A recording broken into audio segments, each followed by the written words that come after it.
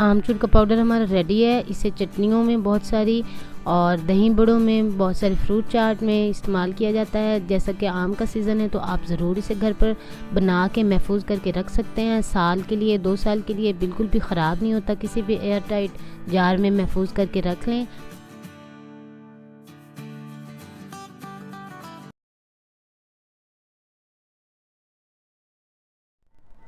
बिस्मिल्लाहिर्रहमानिर्रहीम, अस्सलाम वालेकुम। आज हम आपके साथ जो रेसिपी शेयर कर रहे हैं वो आमचूर की रेसिपी है। क्योंकि मैंगो का सीज़न है तो इसलिए मैंने यहाँ पे कच्चे आम लिए हैं, तकरीबन 1 किलो आम लिए हैं और इन्हें मैंने काट लिया था बिल्कुल स्लाइसेस में, पतला पतला करके।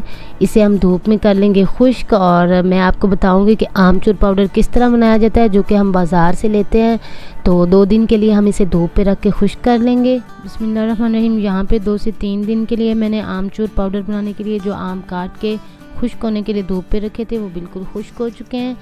अब हम इन्हें मिक्सी में पीस लेंगे और उनका पाउडर बना लेंगे।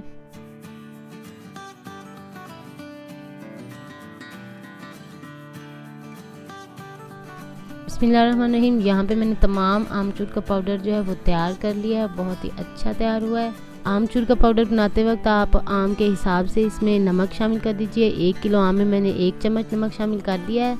आमचूर का पाउडर हमारा रेडी है। इसे चटनियों में बहुत सारी और दही बड़ों में, बहुत सारे फ्रूट चाट में इस्तेमाल किया जाता है। जैसा कि आम का सीज़न है तो आप ज़रूर इसे घर पर बना के महफूज करके रख सकते हैं। साल के लिए, 2 साल के लिए बिल्कुल भी ख़राब नहीं होता। किसी भी एयर टाइट जार में महफूज करके रख लें तो बहुत आसानी हो जाती है। अगर आपको हमारी वीडियो पसंद आए तो काइंडली हमारे चैनल को सब्सक्राइब करें, वीडियोज़ को लाइक करें, फैमिली और फ्रेंड्स के साथ शेयर करें। हमें अपनी दुआ में याद रखें। अल्लाह हाफ़िज़।